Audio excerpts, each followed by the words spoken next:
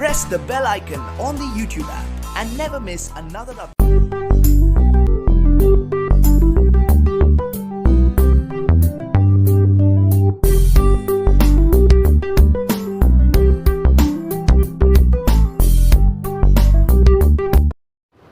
Hello everyone, in this video we are going to study about one of the most important topic of world history, that is French Revolution.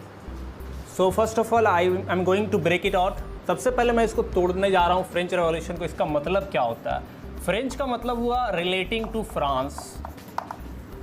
French का मतलब हुआ relating to France. Anything that has any relation with France.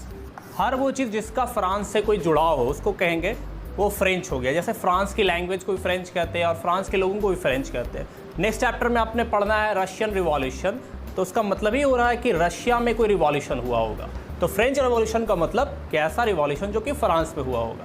तो अगला सवाल जहन में ये आ रहा हो कि अच्छा रिवॉल्यूशन किसे कहते हैं. रिवॉल्यूशन हिंदी में कहते हैं क्रांति. तो फ्रेंच रिवॉल्यूशन को हिंदी में पूरी तरह से कहेंगे फ्रांसीसी क्रांति. तो क्रांति या फिर रिवॉल्यूशन किसे कहते हैं? रिवॉल्यूशन का डिफिनेशन होता है a great change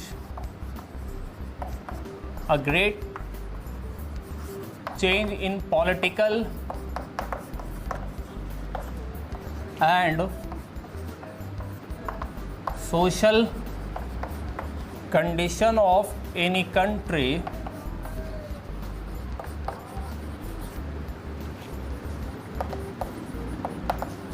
within very short period of time.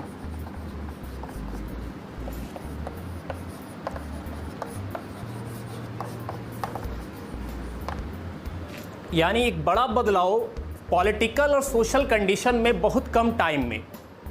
तो रिवॉल्यूशन क्रांति का मतलब हुआ कि सामाजिक और राजनीतिक स्थिति में बहुत कम समय में जो परिवर्तन होता है उसे क्रांति कहते हैं.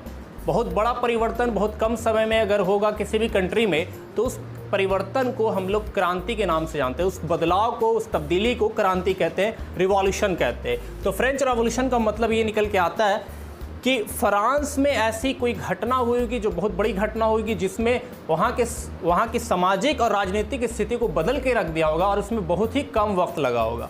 तो आइए हम ये जानते हैं कि आखिर वहाँ के पॉलिटिकल कंडीशन में क्या चेंज आया होगा.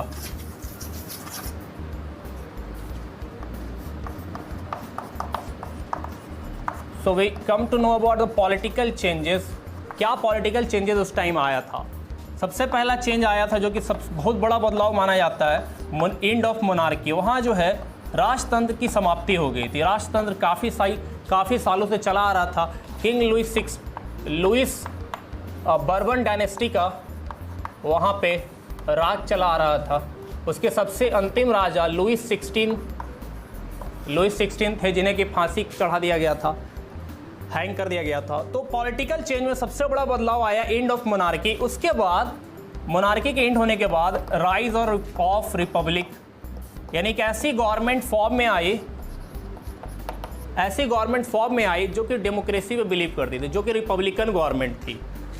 उसके बाद एक और जो चेंज आया, पॉलिटिकल चेंज आया, वो ये हुआ कि एक मिलिट्री डिक्टेटर नेपोलियन का उदय होता है. तो पॉलिटिकल चेंजेस का मतलब क्या हुआ? फ्रांस में क्या पॉलिटिकल चेंज आया? मोनार्की में को हटा दिया गया, राजतंत्र को समाप्त कर दिया गया, लोकतंत्र लाया गया. और उसके बाद नेक्स्ट फेज ये है कि नेपोलियन का उदय होता है जो कि एक मिलिट्री डिक्टेटर है. अब हम ये जानेंगे कि आखिर इसमें सोशल चेंज क्या आया था, इस सोशल कंडीशन में क्या परिवर्तन आया था. तो सोशल चेंज ये आया कि फ्रांस की जो सोसाइटी थी 3 हिस्सों में बटी हुई थी, 3 भाग में बटी हुई थी. फर्स्ट स्टेट, सेकंड स्टेट और थर्ड स्टेट. जिस तरह इंडिया में भी बटे हुए थे, ब्राह्मण थे और क्षत्रिय थे, वैश्य थे, शूद्र थे, उसी तरह ठीक उसी प्रकार फ्रांस में लोग बटे हुए थे. जो टॉप के थे उनको क्लर्जी कहते थे. फर्स्ट स्टेट क्लर्जी कहलाती थी, सेकंड स्टेट कहलाती थी नोबिलिटी, जो ज़मींदार वगैरह लोग हुआ करते थे, और थर्ड स्टेट में कुछ अमीर लोग हुआ करते थे और कुछ गरीब लोग हुआ करते थे. ये थर्ड स्टेट के साथ सबसे ज़्यादा इनह्यूमन ट्रीटमेंट किया जाता था. यहाँ पे 3 स्टेट था और यहाँ पे इनइक्वालिटी ये थी कि सिर्फ और सिर्फ थर्ड स्टेट को टैक्स पे करना पड़ता था. तो ये यहाँ पे क्लियरली आप इनइक्वालिटी देख पा रहे हैं. तो सोशल परिवर्तन क्या है फ्रांस क्रांति के दौरान कि ये इनइक्वालिटी जो है इसको क्या कर दिया गया, एंड कर दिया गया. इसको अबॉलिश कर दिया गया, एबॉलिशमेंट ऑफ इनइक्वालिटी, यानी जो इन इक्वल टैक्स लगाया गया था, टैक्सेशन था, उसको क्या कर दिया गया, पूरी तरह से समाप्त कर दिया गया। ये सोशल परिवर्तन आया था फ्रांस में। अब हम ये जानना चाहेंगे, क्योंकि पूरा डिफिनेशन है रिवॉल्यूशन का कि social and political, great change in social and political condition with in very short period of time.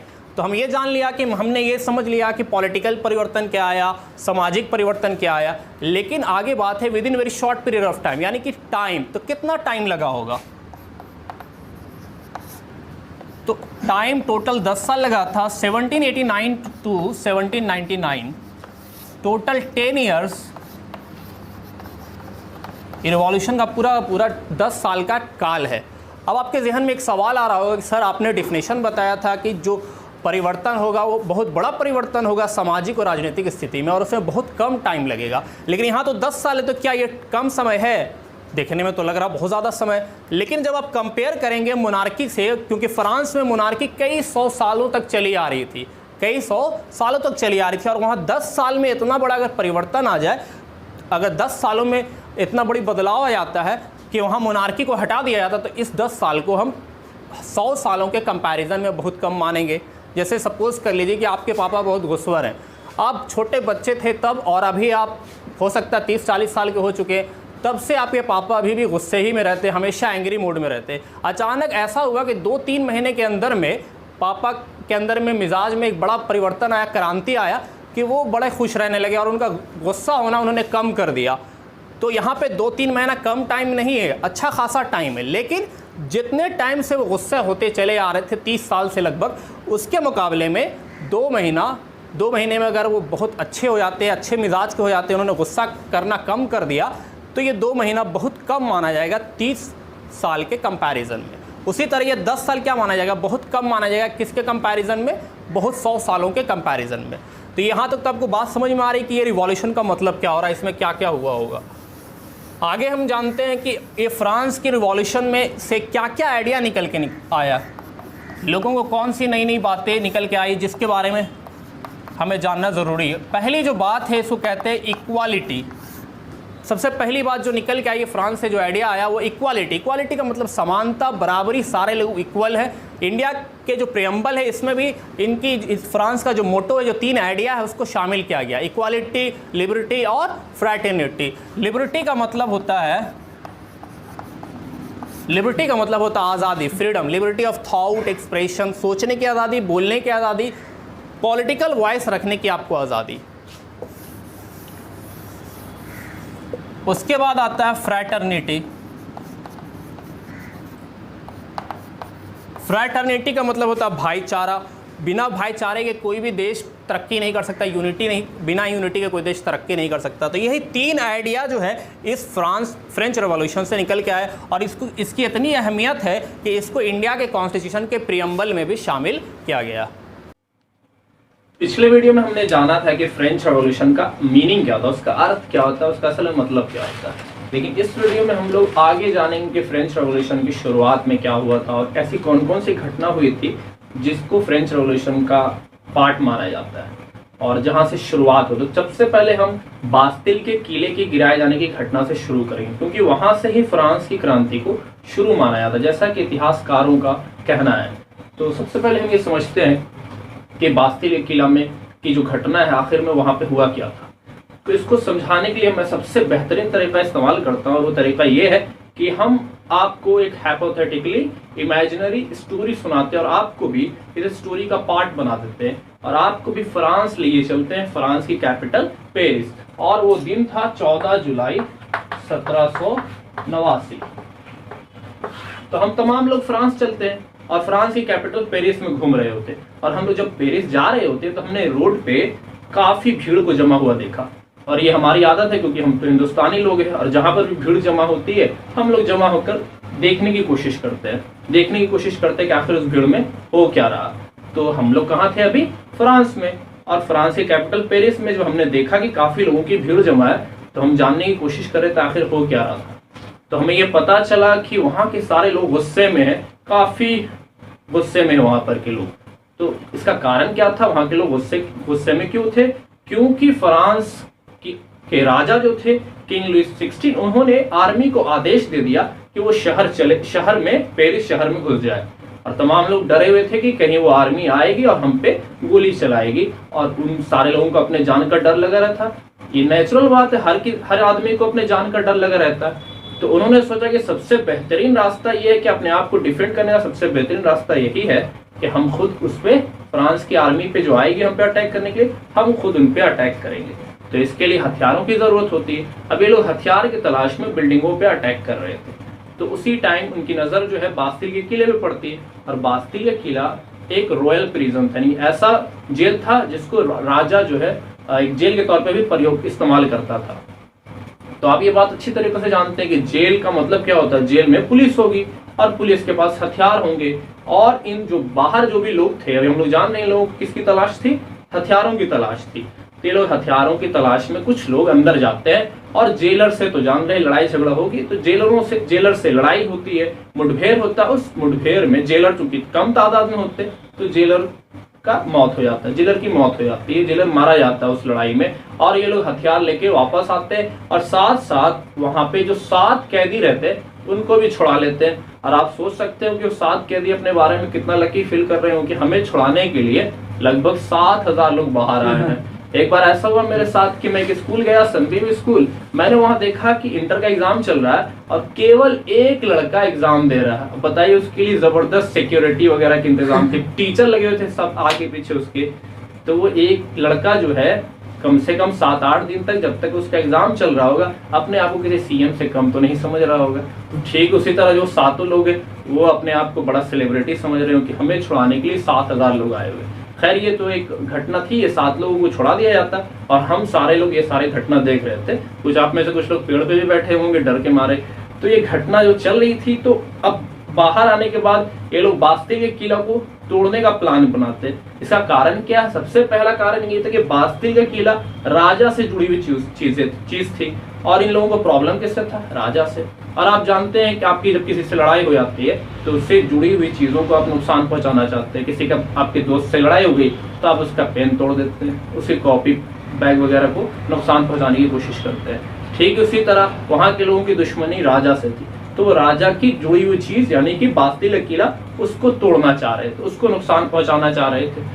और दूसरा कारण ये था कि वहां वो जो बास्तिल किला है उसको जेल के तौर पे इस्तेमाल किया जा रहा, और जेल में किसको रखा जा रहा? फ्रांस के ही लोगों को। फ्रांस के लोग सोच रहे हैं कि ये जेल है और यहाँ पे हमारे ही भाई बंधुओं को रख के परेशान किया जा रहा है, तो क्यों नहीं हम इसको ढा देते। और आप जानते हैं इतिहास में ये बात आप पढ़ा होगा और आप खुद अपने अंदर भी ये बात नोटिस किया होगा कि इंसान जो है डिस्ट्रक्शन के काम में बहुत आगे रहता है। तो उन लोगों ने क्या कर दिया? बिल्डिंगों को पूरी तरह डिस्ट्रॉय कर दिया, जमीन दोज कर दिया, नस्त नाबूद कर दिया। कुछ दिन के बाद जब बिल्डिंग तोड़ दी गई तो उसका नामो निशान मिलना मुश्किल था। और उसके बाद उन्होंने और क्रिएटिविटी लगाई। उन्होंने क्या क्रिएटिविटी लगाई कि एक एक ईंट जो उसका था उसको नीलाम कर दिया, ताकि वो लोग जो इस घटना में वो लोग जो इस घटना का मेमोरी रखना चाहते हैं कि हमारे देश की बहुत बड़ी घटना उसकी मेमोरी रखना चाहे, उस ईंट को अपने घर पे रख सकते हैं संभाल के। ये पूरी घटना चूंकि अभी हम सारे लोगों ने देखी, और ये घटना कब हुई थी?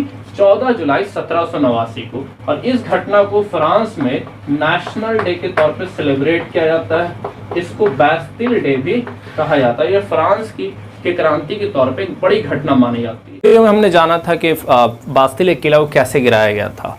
आज हम इस वीडियो में जानेंगे कि आखिर बास्तिल किले को गिराने का कारण क्या था। राजा ने आदेश दे दिया था आर्मी को वहां जाने का, लेकिन असल में राजा ने आदेश क्यों दिया था? इन तमाम बातों को अच्छे से समझने के लिए हमें फ्लैशबैक में जाना पड़ेगा। जिस तरह मूवी में आप मूवी का कुछ इंपॉर्टेंट पॉइंट जो पहले आ जाता है, इंपॉर्टेंट सीन पहले आ जाता है, उसके बाद स्क्रीन ब्लैंक हो जाता है और वहाँ पे लिखा आता है 10 साल पहले, 10 घंटे पहले, और फिर पीछे फ्लैशबैक में जाके स्टोरी फिर से रिटर्न होती है। तो ठीक उसी तरह मैं यहाँ पर 15 साल पहले जाऊँगा, ताकि 15 साल पहले की जो फ्लैशबैक की स्टोरी, जिससे मैं आपको रिलेट कर सकूं कि फ्रेंच रेवोल्यूशन में की जो इम्पोर्टेंट घटना है, बास्तिल किले के गिराए जाने की घटना, उसके होने का कारण क्या था। तो आइए जानते हैं कि 15 साल पहले क्या हो रहा था। 15 साल पहले 1774 में ऐसा हुआ कि एक राजा गद्दी पे बैठता है, उसका नाम है लुईस 16। क्या नाम है? लुईस 16। और उसकी वाइफ थी वो ऑस्ट्रिया की थी और उसका नाम था मैरी एंटोनियो।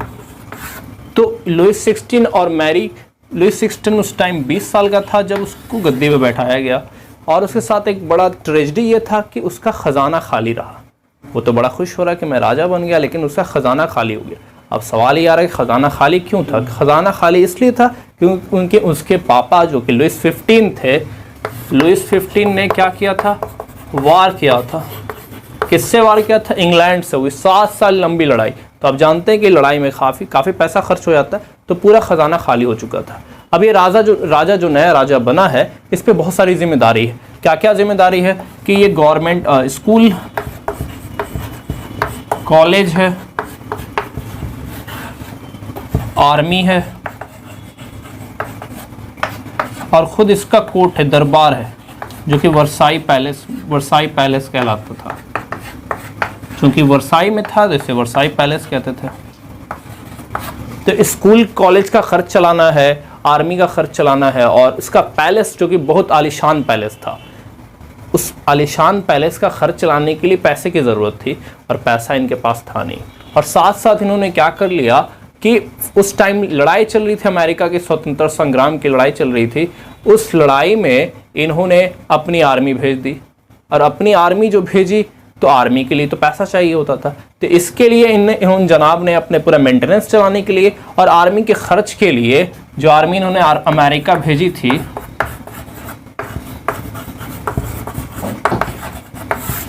आर्मी को अमेरिका भेजा गया। क्यों भेजा गया? क्योंकि अमेरिका में ब्रिटेन के ख़िलाफ़ आज़ादी की लड़ाई चल रही थी। वहाँ पे जॉर्ज वाशिंगटन, बेंजामिन फ्रैंकलिन जैसे कद्दावर नेता इस लड़ाई को लीड कर रहे थे। तो फ्रांस के राजा ने अपनी आर्मी भेज दी वहाँ उनके सपोर्ट में, क्योंकि फ्रांस की लड़ाई इंग्लैंड से थी और इंग्लैंड की लड़ाई अमेरिका से थी। तो जाहिर सी बात है, दुश्मन का दुश्मन दोस्त हो जाता है। तो फ्रांस ने अपनी आर्मी भेज दी अमेरिका में, लेकिन प्रॉब्लम ये था कि इनके पास पैसा नहीं था। तो इन जनाब ने अक्लमंदी ये दिखाई। पहले के लोग बड़ा अक्लमंद इसलिए हुआ करते थे कि आप लोग पढ़ने के लिए लोन लेते और उन्होंने लड़ने के लिए लोन लिया हुआ था। अब बताइए, लड़ने के लिए लोन लिया हुआ था तो लोन तो चुकाना पड़ेगा आज ना कल। इन्होंने पूरा का पूरा खर्च लोन से कर रहे थे। तो अब गवर्नमेंट का जो इनकम आता है उसे टैक्स के तौर पे आता है, टैक्स से आता है। तो वो जितना भी इनकम आ रहा था उससे वो लोन चुका रहे थे, ज़्यादातर वो लोन चुकाने में गुजार दे रहे थे। अब लोन चुकाने में सारा पैसा चला जाएगा, अच्छा खासा पैसा चला जाएगा, तो सब मेंटेनेंस कैसे होगा? पैसे की कमी है, तो सरकार का इनकम आता कैसे है? तो टैक्स से आता है। तो इनके जहन में एक बात आई कि हम टैक्स बढ़ा देंगे, इनकम ज़्यादा होगा, तो सारा प्रॉब्लम, लोन भी चुका लेंगे और मेंटेनेंस भी कर पाएंगे। तो ये लोग टैक्स बढ़ाने के बारे में सोचते हैं और इसके बारे में विचार करने के लिए ये एक मीटिंग बुलाते हैं। अब हम लोग जानना चाहें कि आखिर में मीटिंग बुलाया जाता है तो किसकी मीटिंग बुलाई जाती है और कौन कौन फ्रांस में कौन लोग रहते हैं, किन पे टैक्स लगाया जाएगा। तो फ्रांस के जो लोग हैं उनको 3 हिस्से में बांटा जाता है, बांटा गया था उस टाइम। पहले को कहते थे फर्स्ट स्टेट, दूसरे को कहा जाता था सेकंड स्टेट,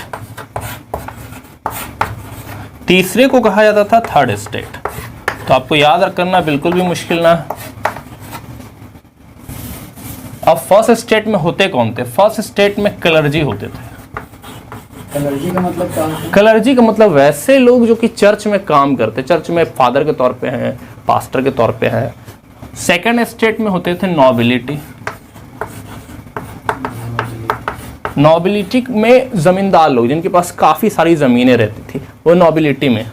थर्ड स्टेट में 2 तरह के लोग थे, कुछ लोग रिच लोग थे और कुछ लोग गरीब लोग थे। रिच लोग में कौन लोग आ गए? जो मिडिल क्लास में ज़्यादातर लोग लॉयर हैं, आपके प्रोफेसर्स हैं, और पुअर में सर्वेंट्स जो कि घर पे काम वगैरह कर रहे हैं, किसी के घर पे काम कर रहे हैं, या फिर किसान हैं, पीजेंट्स हैं। यहाँ तक तो आपको बात समझ में आ रही है कि first state, second state, third state, ये 3 स्टेट में फ्रांस की सोसाइटी को बांट दिया गया था, फ्रांस के लोगों को बांटा गया था। प्रॉब्लम ये था कि टैक्स जो लगाया जाता था, टैक्स का जो सिस्टम था वो बिल्कुल इनइक्वालिटी पे बेस्ड था, गैर बराबरी पे बेस्ड था। इसमें टैक्स इनसे नहीं लिया जाता था, इनसे भी नहीं लिया जाता था, लेकिन इनसे लिया जाता था। तो ये पूरी तरह से गैर बराबरी का मामला है, इनइक्वालिटी का मामला। ये जो क्लर्जी है और नोबिलिटी है, इनको कोई टैक्स नहीं देना था। टैक्स किसको देना था? सिर्फ थर्ड स्टेट के वाले लोगों को। और भी क्या प्रॉब्लम था थर्ड स्टेट वालों को कि थर्ड स्टेट वाले ये जो क्लर्जी है इनको भी कुछ पैसा देते थे, उस कुछ टैक्स देते थे, जिसको टाइद कहते थे। टाइद का मतलब होता है कि 1/टाइद का मतलब होता है 1/10। फ्रेंच भाषा टाइद का मतलब 1/10 होता है। 1/10 क्या होता था कि जितना भी इनका एग्रीकल्चर प्रोडक्शन होता था, खेती में जो भी इनका उपज हुआ, उसका 1/10 ये क्लर्जी को दे दिया करते थे। और नोबिलिटी के यहाँ कुछ काम भी करना पड़ता था, इनको बहुत कम पैसे में लोग काम करते थे। तो आप समझ सकते हैं कि क्लर्जी के लोग जब फर्स्ट स्टेट के लोग जब थर्ड स्टेट के लोगों को देखा करते होंगे तो उनको ज़बरदस्त एनर्जी मिला करती होगी कि इनसे तो हमको पैसा मिल रहा है। लेकिन जब थर्ड स्टेट के लोग क्लर्जी को देखते होंगे तो उनको ज़बरदस्त एलर्जी हुआ करती होगी। तो खैर ये टैक्स का बढ़ाने का निर्णय लिया राजा ने। इससे सबसे ज़्यादा क्रोधित या गुस्सा कौन होने वाला है? थर्ड स्टेट के लोग। यहाँ तक तो बात समझ में आ गई आपको। अब आगे हम लोग ये जानेंगे कि टैक्स के लिए वहाँ पर क्या सिस्टम था और वहाँ पे कौन कौन से थिंकर लोग थे। चूँकि हमने अभी जाना कि थर्ड स्टेट में कुछ अमीर लोग थे, और वो जो अमीर लोग थे आखिर में वो पढ़े लिखे लोग थे ज़्यादातर लोग, और वो कुछ थिंकर के आइडिया से प्रभावित हो गए थे, इन्फ्लुएंस हो गए थे। कौन कौन थिंकर के आइडिया से प्रभावित हुए थे उनके बारे में जानते हैं। उसमें 3 थिंकर का नाम आता है।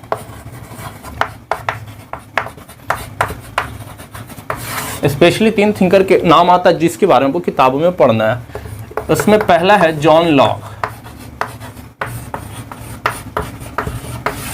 जॉन लॉक ने अपनी थ्योरी ये दी कि आप जो है गवर्नमेंट, पहले के जो राजा है वो कहा करते थे कि हमको खुदा के द्वारा, अल्लाह के द्वारा, भगवान के द्वारा नियुक्त किया गया है और हम उसके जो है प्रतिनिधि हैं। इस बात को जॉन लॉक ने डिनाई कर दिया। इसने कहा कि यह बात पूरी तरह से गलत है। इसने रिफ्यूट कर दिया किस बात को? Divine right of. इसने पूरी तरह से रिफ्यूट कर दिया डिवाइन राइट ऑफ किंग। इसने ये कॉन्सेप्ट दिया जॉन लॉक ने। दूसरे थे रूशो। रूशो ये कहा करते थे कि जो राजा बने ऐसा राजा हो जो कि लोगों की बात को सुने।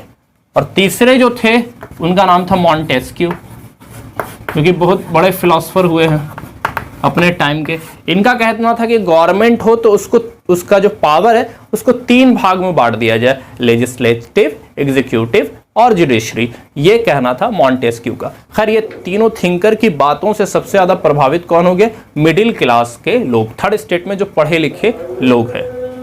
अब आगे थर्ड स्टेट में जो पढ़े लिखे लोग थे, अब इन तीनों लोगों की, first state, second state, third state की तीनों लोगों की मीटिंग बुलाई जाती। राजा एक जगह मीटिंग बुलाता, वर्साई पैलेस में इन लोगों की मीटिंग बुलाता। मीटिंग का मकसद क्या था? मीटिंग का मकसद ये था कि टैक्स को बढ़ाया जाए, उस बारे में बात हो। और वहाँ फ्रांस में एक कानून था कि जब भी टैक्स बढ़ाने की बात होगी तो उसमें लोगों को बुलाया जाएगा, उनसे मशवरा लिया जाएगा।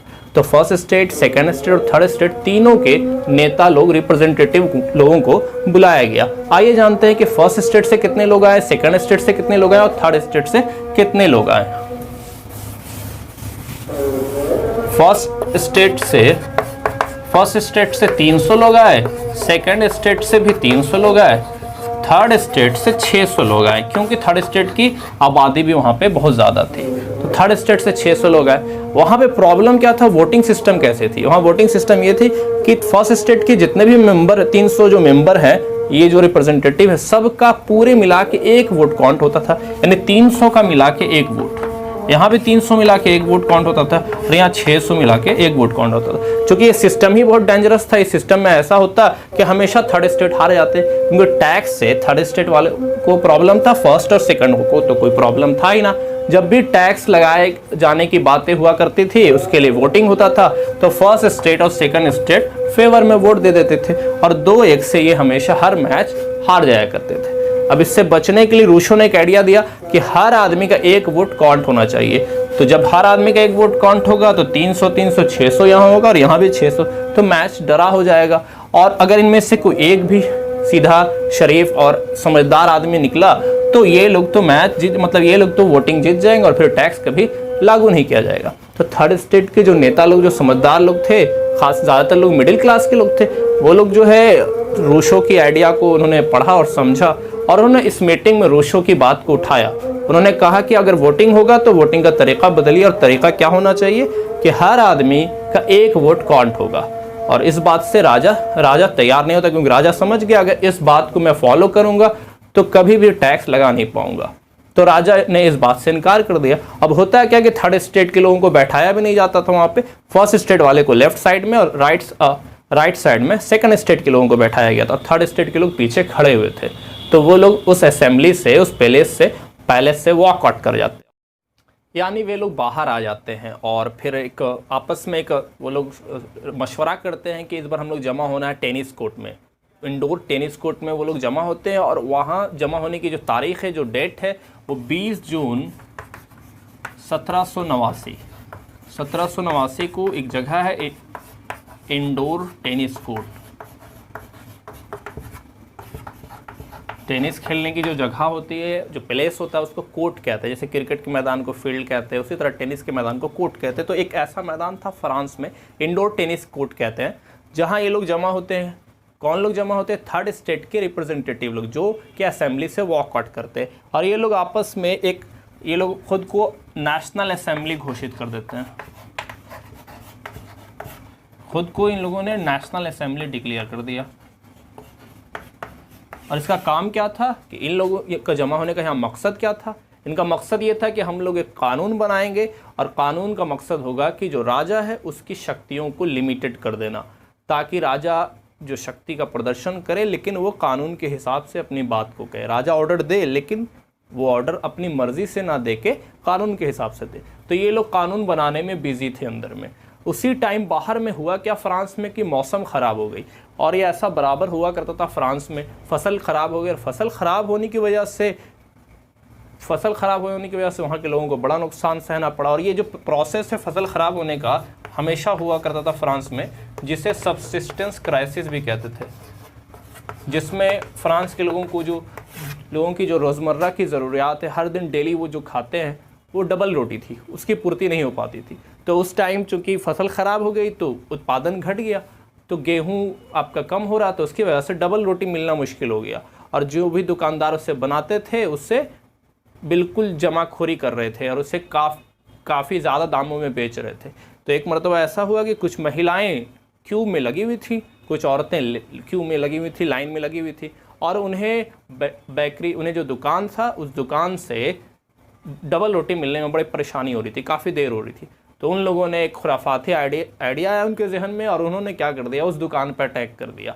ये एक घटना हुई। उसके बाद क्या हुआ कि फ्रांस में पूरी तरह से हालत, औरत लोगों के द्वारा वहाँ अटैक कर दिया गया। फ्रांस की क्रांति के टाइम का ये एक घटना माना जाता है।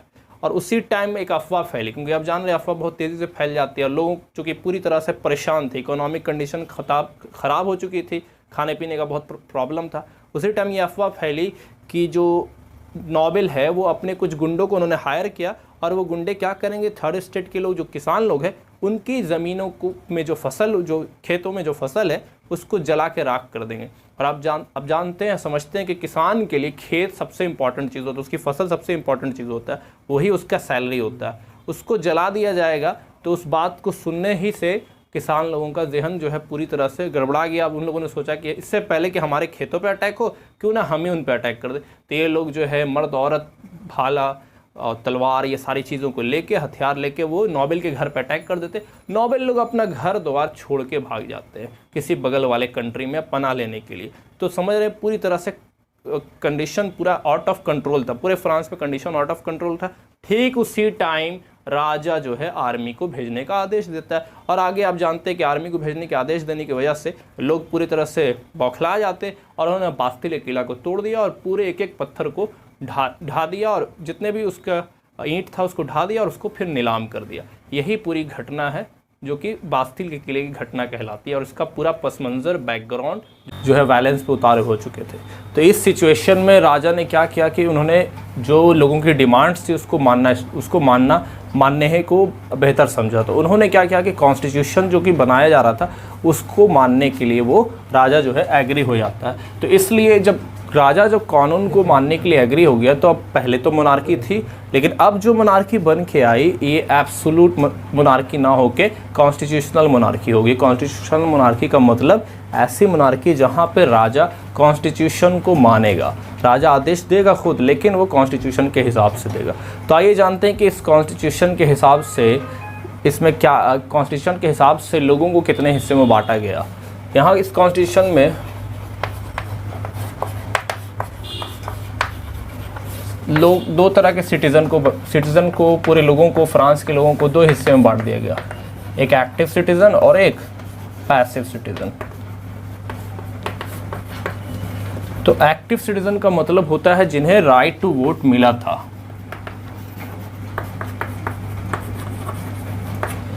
और पैसिव सिटीज़न का मतलब होता है जिन्हें वोट देने का अधिकार नहीं दिया गया था, जिन्हें right to vote was not allowed.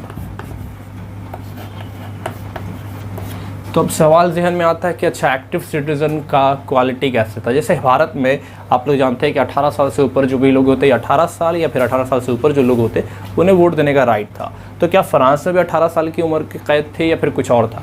नहीं, बल्कि फ्रांस में 25 साल से ऊपर जो भी लोग रहेंगे उन्हें वोट देने का राइट मिला था वहाँ पे फ्रांस में। यानी 25 साल से बिलो जो लोग हैं वो सारे के सारे लोग जो है ये एक्टिव सिटीज़न में है, और जो बिलो 25 हैं वो पैसिव सिटीज़न में आते हैं। तो एक्टिव सिटीज़न को वोट देने का राइट मिला और पैसिव सिटीज़न को वोट देने का राइट नहीं मिला। जहन में सवाल अब और आता है कि अच्छा एक एज के अलावा भी कोई रिस्ट्रिक्शन थी क्या, कोई जेंडर का भी रिस्ट्रिक्शन था? तो हाँ, पैसिव सिटीज़न में वीमेन लोग आती हैं, पूरी महिला वीमेन जो थे उनको वोट देने का राइट नहीं मिला था, ये सारे पैसिव सिटीज़न में। और मेन में भी सिर्फ उनको वोट देने का राइट मिला जिनका एज 25 साल से ज़्यादा है और जो सैलरी कम से कम 3 दिन के बराबर, एक मजदूर की सैलरी के 3 दिन के बराबर जो अर्न कर रहे हैं उनको जो है एक्टिव सिटीज़न का पोस्ट दिया गया। कॉन्स्टिट्यूशन में जानते हैं कि कौन सी राइट्स वगैरह मिली थी लोगों को। तो उन राइट्स को, कुछ जो राइट मिले थे उन्हें, जैसे कि पहला राइट था उसे राइट टू लाइफ कहते हैं, freedom of expression, freedom of speech,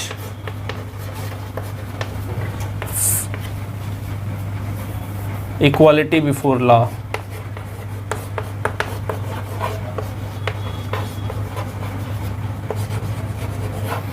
ये तीनों फंडामेंटल नेचुरल राइट माना गया था।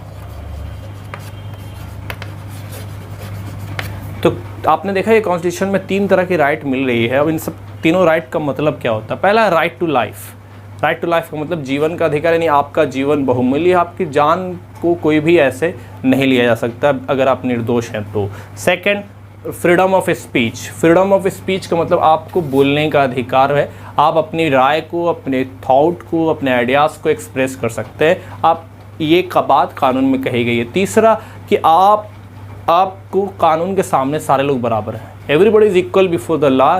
आप देखते हैं फ्रांस में कि यहाँ पे first state, second state, third state, 3 state में लोग बटे हुए थे, लेकिन इसमें एक ऐसा कहा गया कि no matter where you belong to, आप फर्स्ट स्टेट से हैं, सेकंड से हैं या थर्ड से, सारे के साथ बराबर तरीके से कानून काम करेगा। तो ये तीनों जो कुछ राइट्स थे इन्हें नेचुरल राइट्स माना गया जो कि किसी से छीना नहीं जा सकता कभी भी। तो ये फ्रांस की कॉन्स्टिट्यूशन की बात थी। अब आगे होता है क्या है कि राजा, ये कानून बन के तैयार कब होता? कानून बन के तैयार होता है जाके 1791 में। 1791 में कानून बन के तैयार हो जाता है। लेकिन राजा आगे कुछ दिन तक तो उसने कानून के हिसाब से बातों को फॉलो किया, लेकिन उससे थोड़ी घुटन सी महसूस हो रही थी, उससे लग रहा था कि मेरी आज़ादी पे कुछ ख़तरा है। तो उसने एक बगल वाले कंट्री से, जैसे ऑस्ट्रिया, प्रशा, इन तमाम कंट्री के राजाओं से,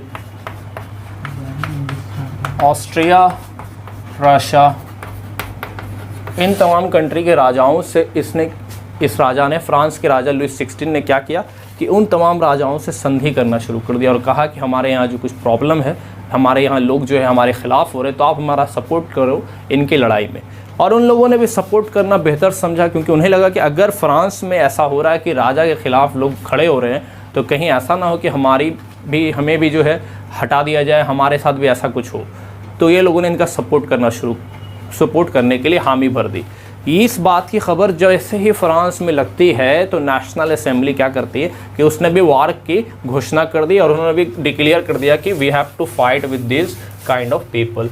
तो उन्होंने अप्रैल के महीने में 1792 में डिक्लेयर कर दिया वार।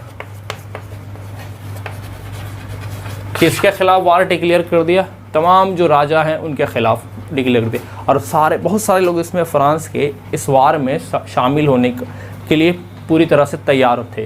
क्यों? क्योंकि उनको ऐसा लग रहा था कि ये वार तमाम तरह के राजाओं के ख़िलाफ़ है जो कि लोगों का दमन करते हैं, उनके साथ ज़्यादती जुल्म करते हैं। तो तमाम लोग इस तरह से तैयार हो रहे थे। और आप जान रहे हैं कि जब भी कोई लड़ाई होगी तो उसके लिए कुछ ना कुछ सॉन्ग वगैरह चाहिए जो कि लोगों को मोटिवेट करे, उभारे लड़ाई के लिए।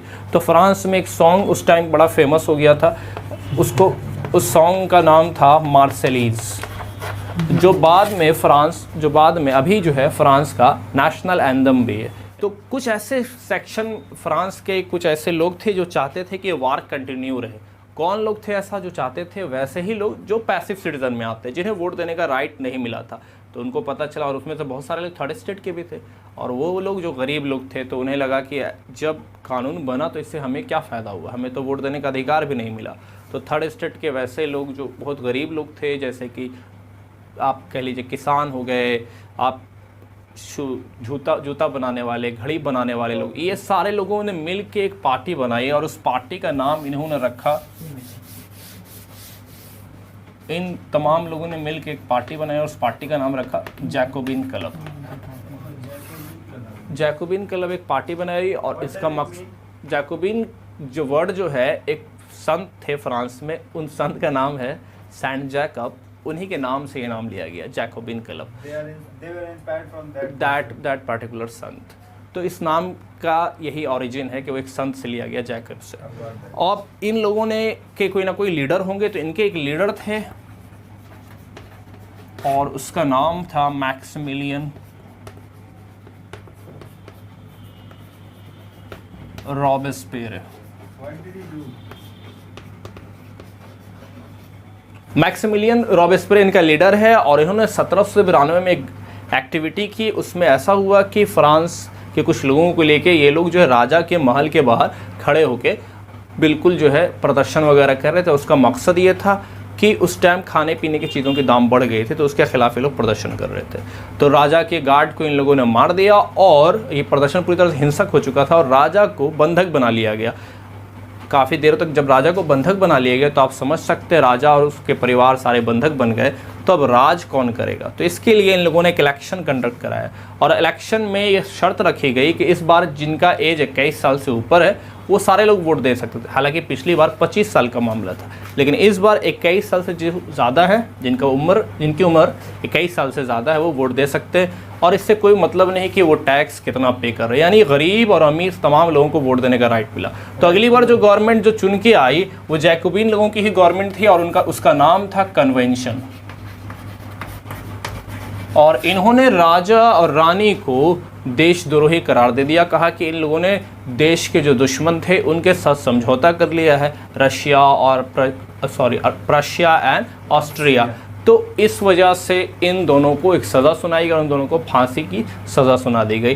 तो अब फ्रांस में एक गवर्नमेंट बनी है जो कि डेमोक्रेसी पे बिलीव कर रही है, जैकोबिन गवर्नमेंट, और उन्होंने अपना नाम रखा कन्वेंशन। तो इस वजह से ये जो गवर्नमेंट जो फ्रांस में आप देख सकते हैं कि अब कॉन्स्टिट्यूशनल मोनार्की के बाद क्या आया है, नया फेज, डेमोक्रेटिक गवर्नमेंट आ गई। पिछले वीडियो में हम लोगों ने ये जाना था कि राजा और रानी को किस तरह गद्दार घोषित कर दिया गया कि उन्होंने जो है देश के खिलाफ बगावत किया। तो उनको जो है फिर फाइनली जो है ग्लूटेनाइज कर दिया जाता है, एक स्पेशल किस्म की मशीन होती है जिसके ज़रिए उन लोगों को मार दिया जाता है। तो आगे जो गवर्नमेंट बनती है उससे हम लोग जैकोबिन गवर्नमेंट भी कहते हैं। तो जैकोबिन गवर्नमेंट के जो रूलर थे, उनके जो लीडर थे, उसका नाम था मैक्सिमिलियन रॉबेस्पियर। और इनका जो कार्यकाल था, जो टर्म लिमिट था जिसमें उन्होंने रूल किया, वो 1793 से लेकर 94 यानी 1793 टू 94। इनके पीरियड में एक प्रॉब्लम थी कि इनका जो पूरा कार्यकाल 1 साल का है, जो टर्म लिमिट है, इसे रेन ऑफ टेरर यानी आतंक राज कहा जाता था। तो आप सोच रहे होंगे कि आखिर इसके पीरियड को रेन ऑफ टेरर क्यों कहते थे, इसका कारण क्या था? तो इसका कुछ बेसिक कारण था। जैसे पहला कारण ये था कि वैसे लोग जो इसके खिलाफ थे, जैसे जो नोबेल्स थे, क्लर्जी थे, या पीपल ऑफ मेंबर ऑफ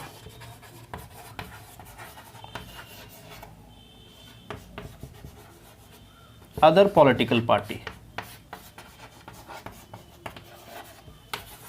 या फिर वैसे लोग जो खुद उसकी पार्टी के होंगे लेकिन उसके विचार से सहमत ना हो, जो उससे डिसएग्री करते हो।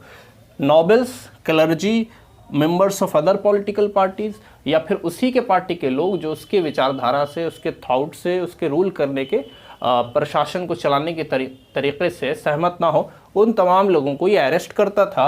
और अरेस्ट करने के बाद अगर इनका एक ट्रायल चलता था, और अगर ट्रायल चलने के बाद अगर ये दोषी साबित हो जाते तो इन तमाम लोगों को ग्लूटेनाइज कर देता, यानी कि इनको एक जो मशीन थी उसके द्वारा इनको मार दिया जाता था। तो आप देख सकते हैं कि ये कितना क्रूर था, इसकी पॉलिसी बिल्कुल एग्रेसिव थी। ये किसी भी तरह का डिसेंट, किसी भी तरह का डिसएग्रीमेंट बर्दाश्त नहीं करता था। ऐसा कहना था कि डेमोक्रेसी में हर वो लोग जो डेमोक्रेसी के दुश्मन हैं उनको ज़िंदा रहने का कोई अधिकार नहीं है। कई रेशियो है, किसी 27,000 से 16,000, 27,000 तकरीबन लोग जो है इस पूरे योजना में, इनके कार्यकाल में मारे गए।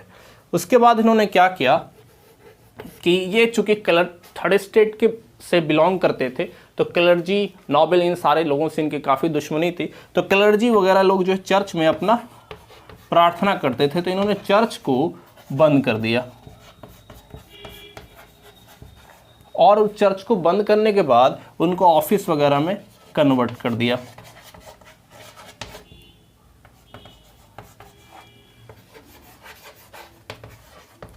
तो आप यहाँ देख सकते हैं कि इन्होंने जो है क्लर्जी के प्रति जो नफरत है इनके दिल में, उसको दिखाने का सबसे बेहतर तरीका ये किया कि चर्चेस जहाँ क्लर्जी, जहाँ फादर लोग पूजा पाठ का कार्य करते हैं, उसको बंद करने का काम किया, और उसको बंद कर दिया और उसको ऑफिस में कन्वर्ट कर दिया। और इससे आप समझ सकते हैं कि क्लर्जी के दिमाग में कितना गुस्सा पनप रहा होगा इनके खिलाफ। ये लोग काफ़ी इनके खिलाफ एंग्री हो रहे होंगे। मैक्सिमिलियन रॉबेस्पियर ने सिर्फ इतना ही नहीं किया, इसके अलावा इन्होंने ये किया कि एक स्पेशल किस्म की जो है खाना इंट्रोड्यूस किया गया जिसका नाम था इक्वलिटी ब्रेड, यानी लोग जो है एक विशेष तरह के आटे से बने हुए रोटी को खा सकते थे, और वैसा खाना जो कि सारे लोगों को खाना था। तो इसने इक्वलिटी को ज़बरदस्ती लोगों पे इम्पोज किया, और इसमें खाने के फॉर्म में भी इक्वलिटी लाया। और वहाँ पर जो लोग रहते थे, जैसे जो किसान लोग हैं, तो वो कुछ अपने प्रोडक्ट को बेचने के लिए शहर आते थे, तो उनको फोर्स किया गया कि आप एक फिक्स्ड प्राइस पे ही ये सारी चीज़ों को बेच सकते हैं। इसके अलावा वहाँ के जो फ्रांस के जो सिटीज़न थे, वो उनको, अगर वो लेडीज़ हैं तो उनको मैडम कहा जाता था, अगर जेंट्स हैं तो उनको सर कहा जाता था। लेकिन इसने ये सारी चीज़ों को बदल दिया और सबको नाम चेंज करके जो जेंट्स थे उनको सिटीयोन कहा जाने लगा, या फिर जो वीमेन थी तो उनको सिटीयोने कहा जाने लगा। इसका मतलब होता है सिटीजन ऑफ द कंट्री, यानी कि आप इस देश के नागरिक। तो इसने अपनी पॉलिसी कुछ इस तरह से इम्प्लीमेंट करनी शुरू कर दी कि खुद उसके पार्टी के, जैकोबिन पार्टी के लोग भी चाह रहे थे कि ये अब कुछ थोड़ा मॉडरेट डिसीजन ले, थोड़ा नरम हो, और लोग अब इसको बर्दाश्त करने से बाहर हो रहे, ये बर्दाश्त से बाहर हो रहा था। इसका एक एक हरकत ऐसा था जिसको लोग अब पसंद नहीं कर रहे। तो फाइनली 94 में लोग उससे तंग आके उसको भी ग्लूटेनाइज कर देते, उसको भी फांसी चढ़ा देते, उसको भी मार देते। और उसके बाद फिर जो गवर्नमेंट आती है, उस गवर्नमेंट को हम लोग उस पीरियड के रूल को कहते हैं डायरेक्टरी रूल।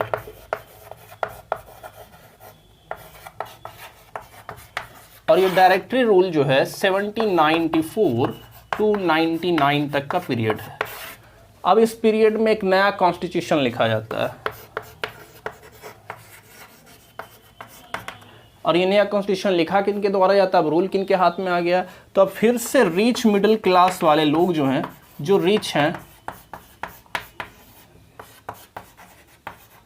मिडिल क्लास के वैसे लोग जो रिच हैं, अमीर हैं, अब उनके पास सत्ता फिर से आ जाती है। और ये जो गवर्नमेंट चलाते हैं उसको डायरेक्टरी रूल कहते हैं। और इन्होंने एक नया कॉन्स्टिट्यूशन लिखा, और उसके हिसाब से वोट देने का राइट जो है सिर्फ और सिर्फ प्रॉपर्टी ओनिंग लोगों को ही मिला।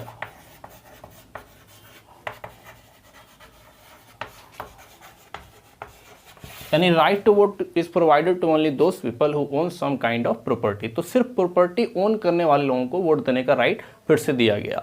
और जो गवर्नमेंट जो बन के आई, इसमें 5 तरह के लोग को सेलेक्ट किया गया और उसको डायरेक्टरी कहा गया। इस डायरेक्टरी में टोटल 5 मेंबर्स होते थे और ये गवर्नमेंट चलाने का काम करते थे। इनको एग्जीक्यूटिव आप कह सकते हैं, ये एग्जीक्यूटिव का काम करते थे। अब डायरेक्टरी को चुनने का काम लेजिस्लेटिव काउंसिल करती थी।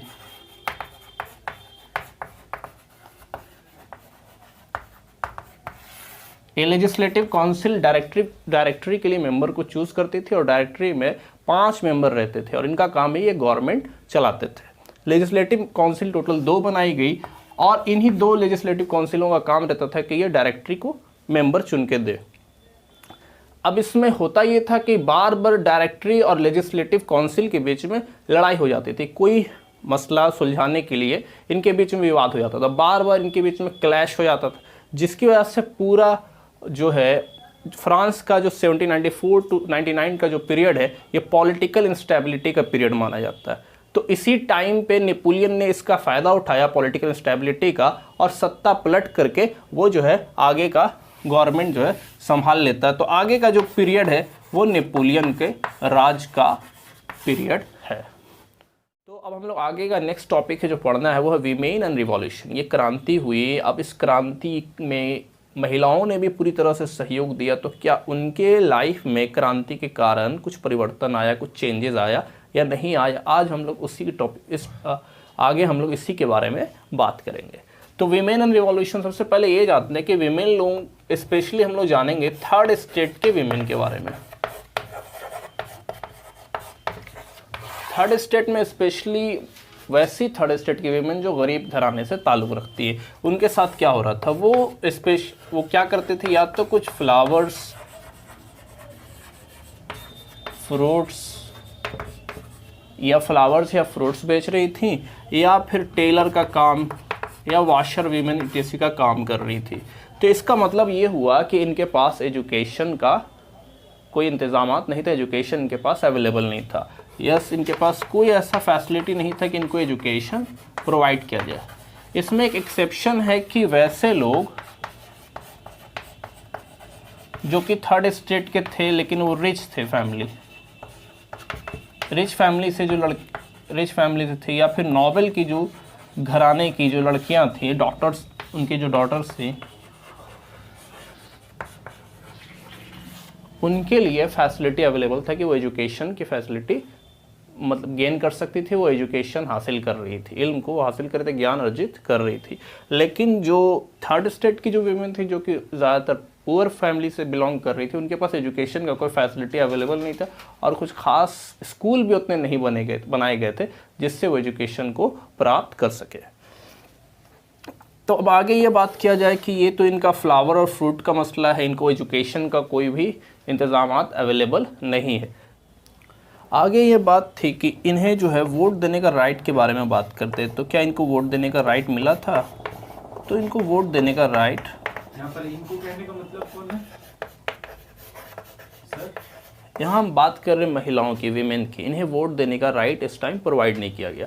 तो क्या इसके लिए ये लोग कुछ आंदोलन करेंगे? तो हाँ, इसके लिए इस वोटिंग राइट, चूँकि फ्रेंच कॉन्स्टिट्यूशन ने उन्हें पैसिव सिटीजन के कैटेगरी में डाल दिया, मतलब ऐसे सिटीजन जिन्हें वोट देने का अधिकार और राइट प्रोवाइड नहीं किया गया।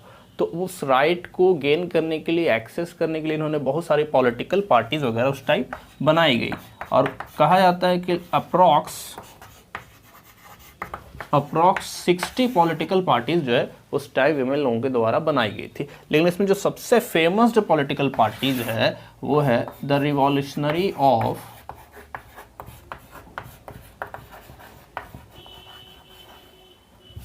उसका नाम है द सोसाइटी ऑफ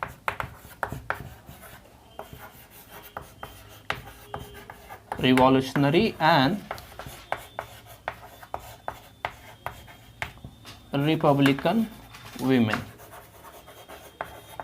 ये एक सबसे फेमस मतलब पॉलिटिकल पार्टी थी और ये लोग किस बात के लिए जद्दोजहद कर रहे थे, लड़ाई कर रहे थे, इनका क्या डिमांड्स था? तो इनका डिमांड जो था इनका डिमांड्स था कि हमें जो है राइट टू वोट प्रोवाइड किया जाए और राइट टू वोट के साथ साथ हमें भी इलेक्शन लड़ने का, हमें भी कुछ पॉलिटिकल ऑफिस को होल्ड करने का अधिकार जो है प्रोवाइड किया जाए।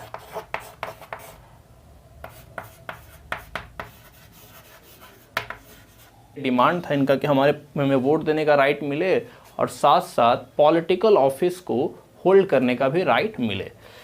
तो अब ये तो हमने एक विमेन की कंडीशन के बारे में चेक कर ली कि ये पहले सूरत हाल जो है रिवॉल्यूशन के टाइम में, रिवॉल्यूशन से पहले क्या था, तो क्या उसमें कुछ इम्प्रूवमेंट हुआ या नहीं, वो बात करेंगे। लेकिन उससे पहले फिर से एक बार रिन्यू कर लेते हैं कि इसमें क्या क्या हम लोगों ने पढ़ा है। हमने ये पढ़ा कि विमेन लोगों को एजुकेशन कुछ का इंतजामात, एजुकेशन इतनी अच्छी नहीं प्रोवाइड हो रही थी, एजुकेशन का फैसिलिटी अवेलेबल नहीं था, जिसकी वजह से वो फ्लावर बेच रही थी या फ्रूट्स या फिर वेजिटेबल रोड पे बेच रही थी या फिर टेलर या फिर वॉशिंग वगैरह का काम कर रही थी। सिर्फ एक्सेप्शन इसमें जो था वो थर्ड स्टेट की जो रिच महिलाएं थी, रिच परिवार से जो लड़कियां बिलोंग करती थी और जो नोबल के फैमिली से बिलोंग करती थी, वो एजुकेशन उनके लिए एक्सेसिबल था। और वोटिंग राइट की जहाँ तक बात है तो इनको वोटिंग राइट नहीं मिला था, तो इसके लिए इन्होंने बहुत सारी पॉलिटिकल पार्टीज महिलाओं ने मिलकर बनाई। अप्रॉक्सीमेटली नंबर जो है 60 टोटल पॉलिटिकल पार्टीज बनाई गई। तो इसमें जो सबसे फेमस वाली जो पॉलिटिकल पार्टी थी उसका नाम है the society of revolutionary and Republican women. अब इनका डिमांड्स क्या था? इनका दो डिमांड्स था बेसिकली, एक तो कि वोट देने का राइट मिले, दूसरा कि पॉलिटिकल ऑफिस को होल्ड करने का, यानी कि उसको हम गेन कर पाए, हम भी एक इलेक्शन लड़ पाएँ और एक पॉलिटिकल ऑफिस को गेन कर पाएँ, इसका राइट, इसके राइट के लिए ये लोग लड़ाई कर रही थी, जद्दोजहद कर रही थी। अब आगे बात करते हैं कि इनके लाइफ में क्या क्या इम्प्रूवमेंट देखने को मिला जो कि रिवॉल्यूशनरी गवर्नमेंट ने इनकी लाइफ में लाने का प्रयास किया, कोशिश किया। सबसे पहले बात करते हैं एजुकेशन के फील्ड में। तो एजुकेशन जो है वो विमेन के लिए कंपलसरी बना दी गई।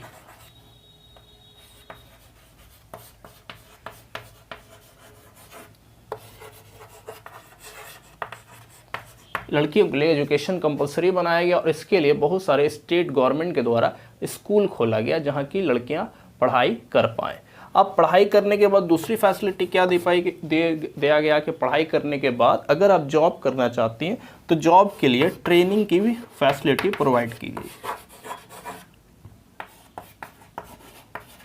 अगर आप जॉब में इंटरेस्टेड नहीं है तो आप बिजनेस भी कर सकती हैं, रन स्मॉल बिजनेस। तो ये फैसिलिटी प्रोवाइड की गई। तो एजुकेशन महिलाओं के लिए कंपलसरी कर दिया गया और एजुकेशन के साथ साथ वो जॉब भी के लिए ट्रेनिंग उनको प्रोवाइड किया जा रहा था। ऐसा सेंटर बना दिया गया था जहां जॉब की ट्रेनिंग उनको प्रोवाइड की जा रही और वो बिजनेस भी, स्मॉल बिजनेस रन कर सकते हैं, आर्टिस्ट वगैरह भी बन सकते हैं। अब आगे बात करते हैं कि इनके सामाजिक लाइफ में, सामाजिक जीवन में क्या परिवर्तन आया। पहले ये होता था कि फादर्स जो है बच्चियों को फोर्स मैरिज करवा लेते थे उनकी मर्जी के खिलाफ। तो अब फादर के पास ये पावर नहीं है कि अपने बच्ची को वो फोर्सफुली उनकी शादी कहीं भी करवा दे उनकी मर्जी के खिलाफ।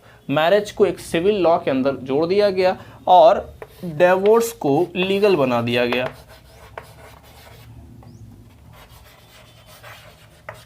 Divorce was made legal means anyone, whether it is wife or husband, they can apply for the divorce if they do not want to stay with their spouses. मतलब अगर वो अपने पति या पत्नी के साथ रहना नहीं चाहती तो उसके लिए डिवोर्स या तलाक का सिस्टम जो है कानूनी तौर पे बना दिया गया। तो ये कुछ इम्प्रूवमेंट उनके लाइफ में आपको देखने को मिला। अब हम लोग बात करते हैं कि क्या पॉलिटिकल स्फेयर में उनको कोई राइट मिला था या नहीं मिला था, यानी कि क्या वोट देने का राइट उनको प्रोवाइड किया गया। तो इसका जवाब है कि इसमें काफ़ी टाइम लगा। रिवॉल्यूशन के टाइम पे वोट देने का राइट विमेन लोगों को बिल्कुल भी नहीं मिला था। हालांकि उन्होंने इसके लिए बहुत स्ट्रगल किया। उसमें एक स्पेशली एक महिला का नाम आता है, उनका नाम है ओलंपी डिगोजेस। हालांकि जैकोबिन गवर्नमेंट के टाइम में उनको भी ग्लूटेनाइज कर दिया गया था।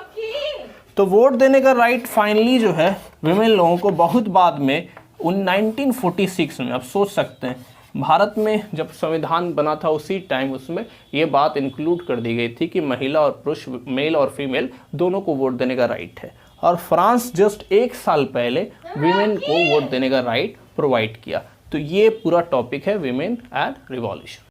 पिछले वीडियो में हम लोगों ने वीमेन लोगों के बारे में पढ़ा और उसमें देखा कि रिवॉल्यूशन की वजह से वीमेन लोगों की लाइफ में क्या परिवर्तन आया और उनको पॉलिटिकल राइट मिला या नहीं मिला। उन तमाम बातों को हम लोगों ने डिस्कस किया है पिछले वीडियो में, पिछले लेक्चर में। लेकिन इस लेक्चर में हम लोग एक नया टॉपिक लेके आए हैं। एक टॉपिक है जिसका नाम है अबॉलिशन ऑफ स्लेवरी। इसका मतलब हुआ गुलामी प्रथा का अंत। तो स्लेवरी का अंत ये एक टॉपिक है, मतलब कि फ्रांस में स्लेवरी का अंत हुआ तो उसकी पूरी कहानी क्या है। स्लेवरी का मतलब गुलामी या दास प्रथा। स्लेवरी का मतलब ये हुआ कि इंसानों को बिल्कुल उसी तरह बेच दिया जाता था उस टाइम पे जिस तरह भेड़ बकरियों को आजकल बेचा जाता है। तो पहले हम स्लेवरी ख़त्म हो गई, कैसे ख़त्म हुई उसकी कहानी जानने से पहले हमें ये जानना ज़रूरी है कि स्लेवरी वहाँ पे क्यों एग्जिस्ट कर रही थी और उसके पीछे का कारण क्या था। तो आइए जानते हैं, बिल्कुल आसानी से आपको समझ में आएगा। फ्रांस, चूँकि उस टाइम पे फ्रांस ने कुछ कॉलोनीज़ बनाई थी। कॉलोनीज़ का मतलब वैसी जगह जहाँ पे फ्रांस ने कब्ज़ा कर रखा था। उसमें से 3 जगह का नाम आता है। इसमें एक जगह का नाम है मार्टी निक। दूसरी जगह उसको कहते हैं सैन डोमिंगो और एक और जगह है उसका नाम है ग्वाडालोपे। ये 3 जगह है। नाम देख रहे हैं बड़ा अजीब सा है। तो खैर अगर इन तीनों नाम को आप याद नहीं भी रख पाए तो कोई प्रॉब्लम नहीं। आप कह सकते हैं कि फ्रेंच कॉलोनीज है। और ये तीनों को तीनों कॉलोनीज थी कहाँ? ये तीनों को तीनों कॉलोनी अमेरिका में यानी कैरिबियन में थी। और यहाँ होता क्या था? ये तीनों कॉलोनी में फ्रांस को ये जो जगह फ्रांस ने जो कब्ज़ा किया था तो ये बड़ा बेहतरीन जगह था। किस चीज़ की उगाने के लिए? शुगर के लिए, टोबैको के लिए, कॉफ़ी के लिए, इंडिगो वगैरह के लिए। मतलब कि फ्रांस की कुछ कॉलोनीज़ थी, मार्टिनिक, सैन डोमिंगो और ग्वाडालोपे। ये असल में अमेरिका की कैरिबियन द्वीप के पास जो जगह थी। तो ये तीनों कॉलोनी जो है इसमें फ्रांस जो है शुगर, टोबैको, कॉफ़ी, इंडिगो ये सारी चीज़ों को ग्रो करना चाहता था। अब यहाँ पे ये सारे ग्रो करने के लिए, खेत में काम करने के लिए कुछ लोगों की ज़रूरत होती है। प्रॉब्लम ये था कि यूरोप से, फ्रांस से कोई भी यहाँ नहीं जाना चाहता था। कारण 2 था। पहला कि ये लैंड जो थी काफ़ी डिस्टेंट थी, इसका डिस्टेंस काफ़ी ज़्यादा था। सेकंड कि ये अनफैमिलियर था। यहाँ के फ्रांस के लोग यहाँ के कल्चर से, यहाँ के एनवायरनमेंट से पूरी तरह से अपरिचित थे। इसके बारे में इन्हें कुछ मालूम नहीं था। तो अनफैमिलियर लैंड में ये जाना नहीं चाहते थे। और ये इंसान का नेचुरल टेंडेंसी होता है वो कोई दूर जगह और अनफैमिलियर लैंड में जाने से बचता है। तो यूरोप के लोग ये जगह जाना नहीं चाहते थे। तो अब मसला ये था कि फ्रांस को तो यहाँ ये सारी चीज़ें उगानी है, क्योंकि इसी से उनके बिजनेसमैन वगैरह जो लोग हैं, फ्रांस के जो बिजनेसमैन हैं जिन्होंने ज़मीन ओन की है, मतलब जो यहाँ पे पैसा कमाना चाहते हैं, उसके लिए तो कुछ लोगों की ज़रूरत पड़ेगी। तो इस ज़रूरत को पूरा करने के लिए ही स्लेवरी का सहारा लिया गया। और उस टाइम पे एक स्पेशल किस्म की स्लेवरी स्टार्ट हुई थी जिसको कहा जाता है ट्रायंगुलर स्लेव ट्रेड। अब ये ट्रायंगुलर स्लेव ट्रेड का क्या मतलब हो रहा है, आइए समझते हैं। ट्रायंगुलर स्लेव ट्रेड का मतलब ये हुआ कि फ्रांस से कुछ लोग आते थे और वो यहाँ अफ्रीका जाते थे। और अफ्रीका जाने का मकसद क्या था? ये लोग यहाँ ग़ुलामों को ख़रीदने के लिए जाते थे ताकि ग़ुलामों को ख़रीद के उनसे काम लिए।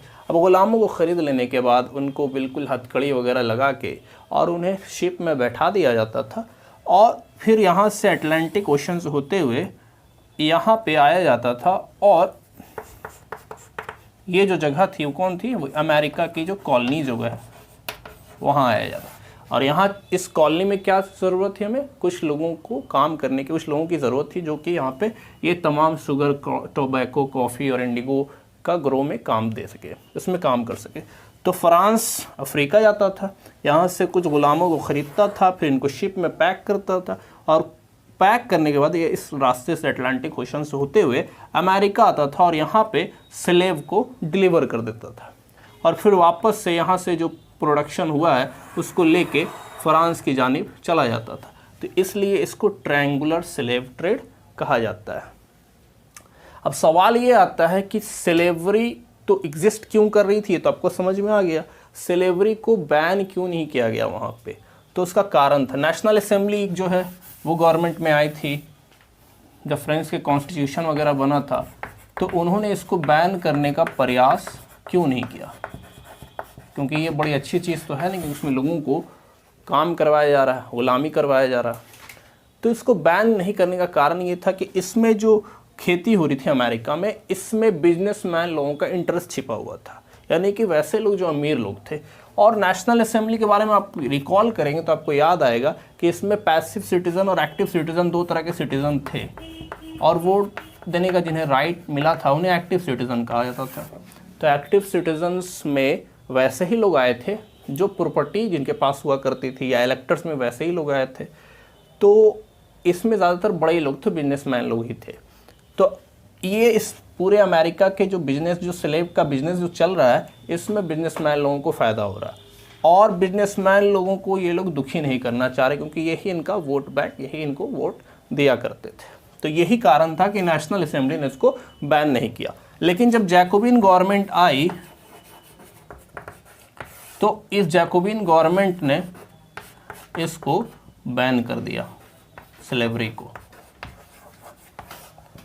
तो ये जैकोबिन गवर्नमेंट के द्वारा ये काम किया गया कि इस स्लेवरी को बैन कर दिया गया। लेकिन ये 1 साल के लिए, कुछ साल के लिए बैन रही, 10 साल के लिए। उसके बाद जैसे ही नेपोलियन ने, ये 10 साल के लिए बैन दी, नेपोलियन ने दोबारा जब गवर्नमेंट ये इन्होंने संभाली तो इन्होंने फिर से स्लेवरी को रीइंट्रोड्यूस कर दिया।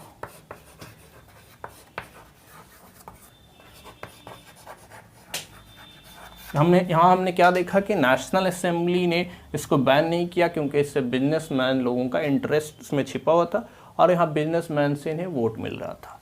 लेकिन जैकोबिन गवर्नमेंट, जो कि मैक्सिमिलियन रॉबेस्पियर की जो सरकार थी, जिसको हम लोग रेन ऑफ टेरर कहते हैं, उन्होंने इसको बैन कर दिया था। लेकिन 10 साल के अरसे तक ये बैन रहा। लेकिन नेपोलियन जब दोबारा सरकार गवर्नमेंट बनता है, या डिक्टेटर बन के फ्रांस का राजा बनता है, तो उसने स्लेवरी को दोबारा शुरू कर दिया। तो फाइनली जो स्लेवरी हमेशा के लिए ख़त्म होती है, उसका जो डेट है वो 1848 में फाइनली जो है फ्रांस में स्लेवरी को ख़त्म कर दिया है। तो यही पूरा का पूरा टॉपिक था जो आपका पढ़ना था अबॉलिशन ऑफ स्लेवरी में। आइए जानते हैं इसके बाद एक और टॉपिक पढ़ना हमें, जिसका नाम है रिवॉल्यूशन एंड एवरीडे लाइफ। इस टॉपिक में हम लोग ये जानेंगे कि रिवॉल्यूशन की वजह से आम आदमी के लाइफ में, जो कि फ्रांस में रह रहे थे, उनकी ज़िंदगी में क्या चेंजेस, क्या परिवर्तन देखने को हमें मिला। तो क्या क्या परिवर्तन देखने को मिला इसके बारे में जानेंगे। इसको समझना बड़ा आसान है क्योंकि इसमें हम लोग ये समझेंगे कि फ्रांस में हो क्या रहा था। जितने भी रिवॉल्यूशन हो उसमें एक बात कॉमन थी कि फ्रीडम टू एक्सप्रेशन लोगों को मिल रहा था, फ्रीडम टू स्पीच।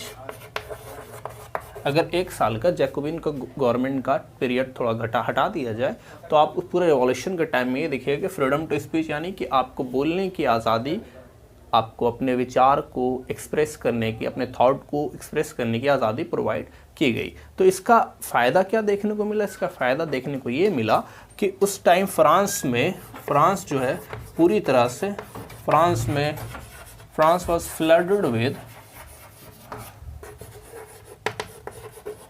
मैगजीन्स,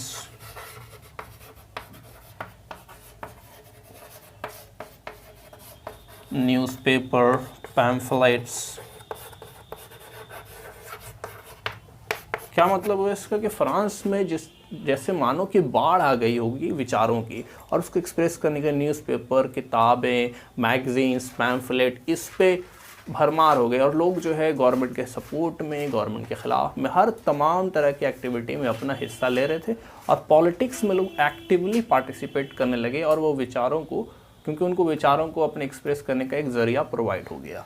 उसके अलावा क्या हुआ कि कुछ लोग जो कि राइटिंग और क्योंकि न्यूज़पेपर पे लिखना, राइट करना, ये सबके बस के काम नहीं है। तो कुछ लोगों ने प्ले, ड्रामा, सॉन्ग, डांस, इसके ज़रिए अपनी ख्यालात को, अपने विचारों को, अपने थाट्स को एक्सप्रेस करना शुरू कर दिया। तो एक तरह समझ लीजिए कि फ्रांस को एक तरह की आज़ादी फील होने लगी। तो यही इस चैप्टर में, इस टॉपिक में आपको पढ़ना था, रिवॉल्यूशन एंड एवरीडे लाइफ। तो ये जो है फ्रेंच रेवोल्यूशन का आखिरी वीडियो है जिसमें हम लोग बात करेंगे द कंक्लूज़न के बारे में। कंक्लूज़न, अभी तक जो हम लोगों ने ये देखा कि फ्रांस में पहल ये किया गया कि गवर्नमेंट जो आपका किंग था उसकी पावर को लिमिटेड किया गया। कैसे? तो कॉन्स्टिट्यूशन को इंट्रोड्यूस करके, कॉन्स्टिट्यूशनल मोनार्की को लाके। उसके बाद जो है जैकोबिन लोगों ने जो है राजा को फांसी चढ़वा दिया। तो उसके बाद जो गवर्नमेंट आई वो रिपब्लिक फॉर्म में, डेमोक्रेटिक फॉर्म ऑफ गवर्नमेंट आई। तो अब ये डेमोक्रेटिक फॉर्म ऑफ गवर्नमेंट आई, उसके बाद 1 साल के बाद उनको भी हटना पड़ा क्योंकि वो बहुत ज़्यादा एग्रेसिव पॉलिसी को लगा रहे थे। तो जैकोबिन गवर्नमेंट के बाद जो गवर्नमेंट आई उससे डायरेक्टरी कहते हैं, मतलब डायरेक्टरी रूल, और उनका जो पीरियड है वो 5 साल का पीरियड है, 1794 से लेकर 99 तक। और इधर 1793 से 94 तक का जो टाइम पीरियड है वो आपके मैक्सिमिलियन रॉबेस्पियर यानी जैकोबिन गवर्नमेंट का था, और 94 से 99 डायरेक्टरी रूल का। उसके बाद नेपोलियन साहब जो कि डिक्टेटर के तौर पे उभरते हैं और वो जो है गवर्नमेंट को गिरा देते हैं। तो आगे नेपोलियन के बारे में हम लोगों को जानना। नेपोलियन के बारे में इस वीडियो में हम लोग थोड़ा सा बेसिक डिटेल जानेंगे। सबसे पहले ये जानते हैं कि नेपोलियन का जन्म कब हुआ। तो नेपोलियन का जन्म 15 अगस्त 1769 को हुआ। उसने बचपन में अपनी पढ़ाई मिलिट्री एकेडमी स्कूल में पढ़ाई की। फिर उसके फादर को अल्सर हो गया था, पेट में स्टमक कैंसर हो जाने की वजह से उनकी डेथ हो जाती। तो आगे वो अपनी एजुकेशन को जल्दी कंप्लीट करता, आर्मी में कोई पोस्ट हासिल करता है। धीरे धीरे वो काफ़ी बढ़ के आर्मी का कमांडर बन जाता है और फिर वो सत्ता हटा के वो एक डिक्टेटर के तौर पे, मिलिट्री डिक्टेटर के तौर पे आगे फ्रांस में रूल करता है। अब इसके बारे में हम लोग कुछ जानते हैं कि फ्रांस में ये जब रूल कर रहा था तो इसने अपना एक सिविल कोड इंट्रोड्यूस किया और ये खुद को यूरोप को मॉडर्नाइज़र के तौर पे खुद को समझते हैं, यानी यूरोप का आधुनिकीकरण, यानी यूरोप में मॉडर्नाइजेशन, मॉडर्न पॉलिसी इंट्रोड्यूस करने का श्रेय अपने आप को देता था। इसने सिविल कोड में ये किया कि जो भी प्रिविलेज जो कि फ्रांस में लोगों को मिलती थी कि आप सेकेंड स्टेट या फर्स्ट स्टेट में बॉर्न हुए तो आपको टैक्स नहीं देना होता। तो ये सारा प्रिविलेजेस जो लोगों को किसी पर्टिकुलर सोसाइटी या कास्ट में बॉर्न होने की वजह से, बर्थ लेने की वजह से मिलती थी, उसको नेपोलियन ने पूरी तरह से नकार दिया और हटा दिया। सेकंड, उसने क्या किया कि सारे लोग कानून के सामने बराबर हैं, यानी उसने इक्वालिटी बिफोर लॉ को इंट्रोड्यूस किया। उसने फिर और क्या क्या काम किया, उसने वहाँ पे चूँकि फ्रांस में और यूरोप में ऐसा देखने को मिल रहा था कि वेट और मापने का, वेट का और जो है मीज़र करने का एक यूनिफॉर्म पैमाना नहीं था, हर जगह अलग अलग सिस्टम थी, जिससे बिजनेसमैन लोगों को बड़ा कन्फ्यूज़न होता था, लोगों को बड़ा परेशानी होती। तो इसने यूनिफॉर्म वेट और मीज़र इंट्रोड्यूस किया।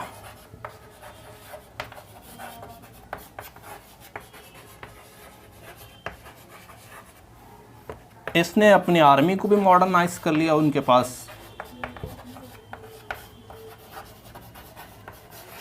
पास जो है वेपन, हथियार बहुत ज़बरदस्त हुआ करते थे। उसने रोड पे भी काम किया, मतलब उसने हर वो काम करने की कोशिश की जिससे बिजनेसमैन लोगों को काफ़ी फ़ायदा हो, वहाँ पर के लोगों को बड़ा फ़ायदा हो। तो शुरुआत में नेपोलियन ने ये सारा काम फ्रांस में किया। उसके बाद नेपोलियन ने फ्रांस के साथ साथ बेल्जियम, हॉलैंड, ये सारे कंट्री पे भी नेपोलियन की आर्मी जाती, इटली, और वहाँ पे जाने के बाद वहाँ पे भी उनका रूल रहता। और वो जो है जो भी चेंजेस, जो बेहतरीन सुधार उन्होंने फ्रांस में इंट्रोड्यूस कराया था, वो तमाम चेंज वो इटली और आपका हॉलैंड, बेल्जियम, स्विट्ज़रलैंड, इन तमाम कंट्री में भी इंट्रोड्यूस करने की कोशिश करते हैं। तो शुरू में तो नेपोलियन के रूल को बड़ा लोग पसंद करते हैं, उनको लिबरेटर समझते हैं, यानी ऐसा आदमी समझते हैं जो हमें राजाओं से के रूल से बचा रहा है।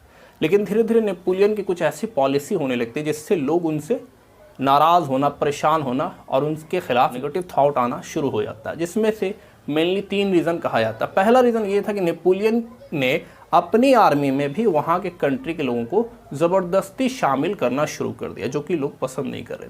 दूसरा, उसने टैक्स बहुत बढ़ा दिया।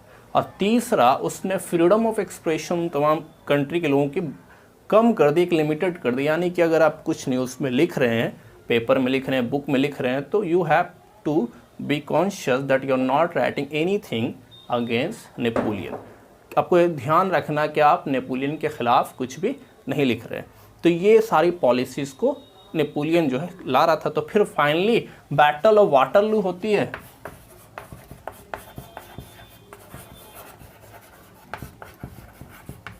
जिसको 1815 में हुई, और इसमें टोटल 4 कंट्री जो है नेपोलियन के ख़िलाफ़ लड़ते हैं।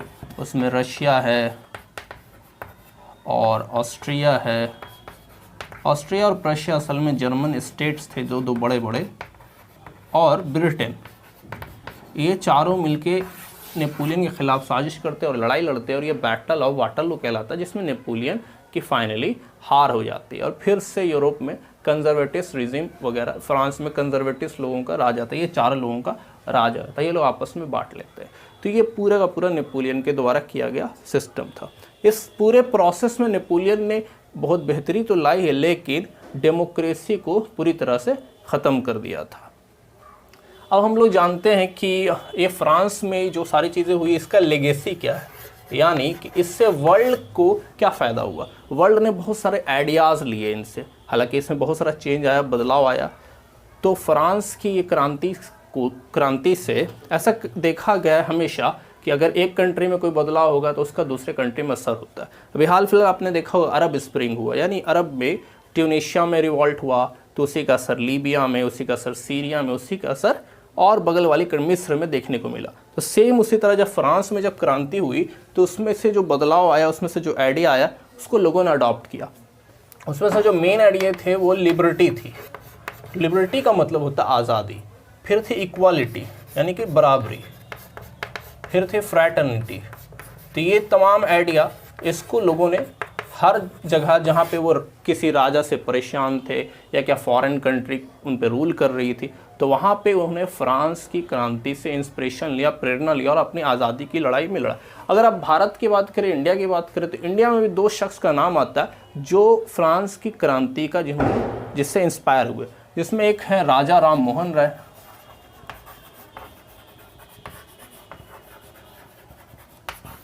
राजा राम मोहन राय, जिनको कि बंगाल में जो पुनर्जागरण है, रेनेसांस हुआ है, उसका फादर भी कहा था। इन्होंने जो है ब्रह्म समाज की स्थापना की थी 1828 में, और इन्होंने सती प्रथा के खिलाफ एक ज़बरदस्त जंग की और उसमें वो कामयाब भी हुए थे। तो इन्होंने ये आइडिया लिबर्टी इक्वलिटी फ्रैटर्निटी का फ्रांस से ही लिया था। फिर एक शख्स का नाम आता है, वो टीपू सुल्तान। टीपू सुल्तान के बारे में आप जानते हो कि मैसूर का राजा था, और टीपू सुल्तान के पिताजी भी मैसूर के राजा थे, हैदर अली। इन दोनों ने एक पॉलिसी बनाई थी कि इन्होंने फ्रांस की आर्मी को अपने अंदर रखा था, फ्रेंच आर्मी को। तो ये फ्रेंच आर्मी इनके अंदर थी और हमेशा फ्रांस के लोगों से ये जुड़े हुए थे। तो फ्रांस का ये लिबर्टी इक्वलिटी फ्रैटर्निटी का आइडिया इन्होंने पूरी तरह से प्रोपेगेट भी किया, और टीपू सुल्तान ने जैकोबिन क्लब को बनाया भी था अपने राज्य में। टीपू सुल्तान के बारे में हमें जो इन्फॉर्मेशन मिलती है, उसमें फ्रांस के राइटर लोगों का भी एक फ्रांस के राइटर भी एक सोर्स है, फ्रेंच लैंग्वेज भी एक सोर्स है। तो इस तरह से ये फ्रेंच रेवोल्यूशन का पूरा चैप्टर समाप्त हुआ।